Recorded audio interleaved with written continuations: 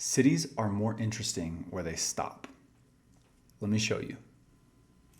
Here we are in Vietnam, in the north, by the city of Haiphong and the Ha Long Bay. If you zoom in here to this island, Cát Bà Island, there's a city on this southern point that I think is fascinating in the way that it's laid out. This city pushes up against the hillside and the jungle everywhere it lives. And it fits and squeezes into these little valleys. And I think that makes it interesting. I would imagine exploring this city, you would see these tall hillsides covered in greenery all around you, and you would feel that streets and city blocks have been squished into the landscape. Now let's cross the world and go over to Brazil.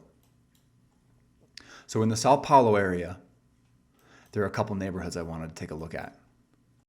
Look at this city. This is just fascinating. I would love to go here someday. Look at the way they just stuck a city right there on the hillside, right below the mountains, surrounded by jungle on all sides. Right? That's interesting. That makes for an interesting setting to tell a story. When you're world building, consider doing something like this, putting a city in a place where there wasn't a city before. How do the residents interact with the wilderness in that scenario? Because that's how life is on planet Earth. That's what humans have done on planet Earth. We put cities in places where there weren't cities before. If we go back here to the Santos area, there's a neighborhood here called Morinos. Look at the way the city just stops in a straight line up against the jungle. And if we take a look on the street view, it's really cool to see, right? Big city, hundreds of homes, thousands of people living here, except in this direction, which is just wilderness, jungle, mountains. And there's a lot of places like that in this region. Now, it's not always jungle. This can also be interesting in other kinds of biomes. So if we cross the world, go over to my country, the United States, we take a look at Phoenix, Arizona, you can see some of the same effect. This is a really cool area in southern Phoenix where you have these giant residential areas, right, with hundreds of homes. I mean, there's a lot of civilization, a lot of commerce and people happening here. But then at its edge, it juts up against empty desert. Of course, it's not completely empty, right? There are a few places left on the planet that are completely empty, and especially not in the United States. There's infrastructure and there are roads out here in the desert, but it's still the open desert, right? So this is really cool. If we take a look, we see something kind of like that area in Brazil, except obviously a very different type of landscape, right? We see giant neighborhoods that jut up against open desert. Now, on the other side of the United States, in its Caribbean corner, is this giant city of Miami. Miami has more of these areas that I think are really interesting.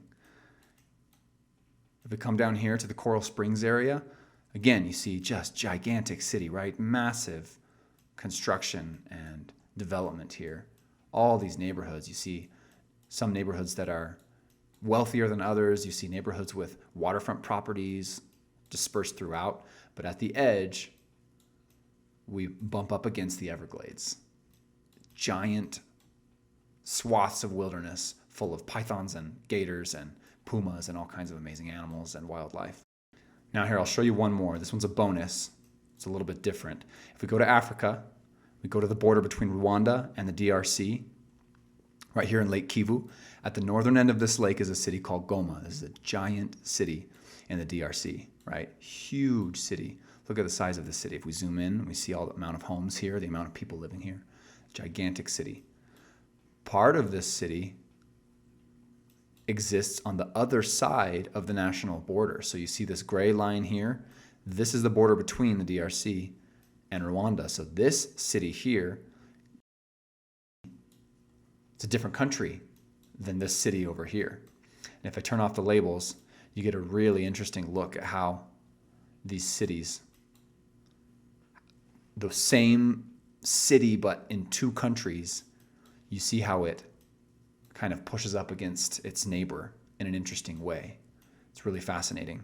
So this is different, right? This is not city bordering wilderness, but this is city of one country bordering the city of another country with a very different political and governmental system. My name is Brady Hart. I'm an indie sci-fi author, and this is what I think about when I'm creating settings for my stories. Let me show you something. This here is Thaladiqa. This is a city that I built for book 1 in my Dreambeasts series. Thaladiqa has multiple neighborhoods. It has different regions of the city with different wealth levels, different population densities. It has floating gardens in a couple of locations. It has beachfront. We have large city parks perched on the tops of hills. We have wind farms. These white circles represent windmills high on the hill, generating power for the city. And we have neighborhoods that are surrounded completely by the wilderness of the island. This is the nicest neighborhood on the island. This is where the wealthiest people live, the celebrities, the city politicians and city leaders. This is where they live on the island. And we can see this location is marked Casas Manor. Much of the story will take place here at the Casas family estate, because our main character, Dean, who lives over here in the Sanguine neighborhood, Dean travels up through the city on the footpaths. He walks his way all the way up to Cerebel every day to practice sports with his friends who are on his team, his Super Spectrum team. And they practice at Casas Manor. Now, Casas Manor is located on the far edge of this neighborhood, right up against these cypress forests that were grown here when the city was created. So at Casas Manor, at this border between civilization and wilderness, I use that area to tell parts of the story. I use the wilderness that pushes up against civilization to represent mystery. And I have sometimes things that are lurking in the darkness in the trees just outside the immaculate gardens of the Casas estate. I have whispers and sounds that come out from the forest, right? It represents mystery, and the characters have to deal with hard things when they look out into the wilderness. And I bring that wilderness right up to their doorstep, right up to the location where the characters feel safe, so that there's conflict and tension, and the characters are forced to interact with the darkness.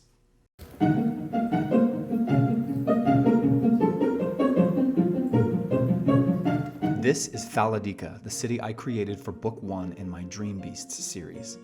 Thaladiqa is a bustling, futuristic, solar-powered city in the Mediterranean. People here upload their minds into animal avatars to do their jobs, work around their homes, and even to play sports. If you were to step into this city, you'd see chimpanzees and jaguars and tigers and other cool animals walking down the street, and you could talk to any of them because they're just people wearing an avatar. In book 1, the main characters are members of a Super Spectrum team, and they'll have to investigate terrifying monsters that are appearing at sporting matches and attacking people. I pitched the book as Stranger Things meets Animorphs, which is an old sci-fi series from the 90s that I read as a kid. In that series, teenagers could transform into animals using alien technology. And that was one of the formative science fiction stories that I read as a kid. I loved that series, and I try to bring some of that magic of blending science fiction with real science and wildlife on Earth in a really cool way. Book 1 also has a plot that centers around a bombastic sports tournament like the Triwizard Cup from Harry Potter 4. So if you love the idea of characters fighting monsters and also competing in a tournament and trying to win the championship, then this book will be right up your alley. So if you're someone that likes cool cities that blend and battle with the wilderness around them, or if you like sci-fi that has sports in it, or if you like Stranger Things and this plot of teenagers investigating monsters in their town, then you should know that book 1 in the series is complete, and I'm currently taking beta readers. Check the link in the description for more information.